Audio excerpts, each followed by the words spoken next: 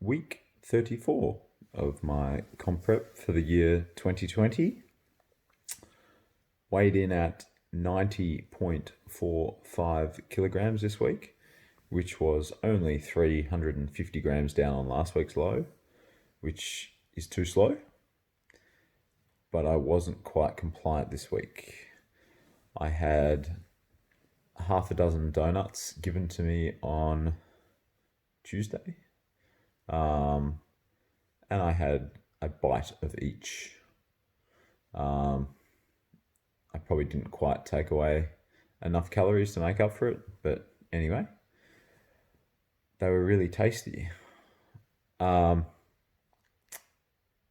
macros are currently protein 409, carbohydrates 169, fats 67. The last month, I reckon I've slowly increased protein, maybe up from 340, I think I got down to. And I can honestly say the more protein I eat, the better I feel in the gym. This week, definitely the best I've felt training wise for quite a while. Sleep, average, same as ever. But definitely feeling better in the gym. My shoulder's still buggered, but other than that, I progressed on most things this week, which is great. After 34 weeks of dieting and reducing my calories by about 2,000 or something like that. So to still be progressing in the gym is great. And yeah, everyone comments on how high my protein is. It's not as high as I used to have it, but I think I'm slowly getting back there. And like I said, the more protein I eat, the better I feel, and I keep losing weight. So it's good for more than one reason. In a really good place at the moment, even though my carbs are quite low. I'm feeling good. I'm training well. I'm looking good. Well, better than I was.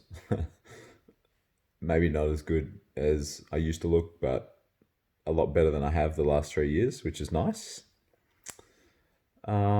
It just shows what consistent training, eating, and not sleeping a lot, but sleeping more than I had for the last 3 years. So just doing all the basic shit better than I had been, and amazingly, I look and train better than I was, which is fairly straightforward and logical, but I guess a lot of us don't do the basics well enough.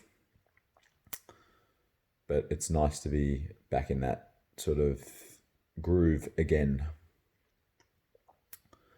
The following week, I'm going to keep my macros the same, even though I didn't lose too much weight. I'm really starting to doubt the comps that they will go ahead in Victoria, my state.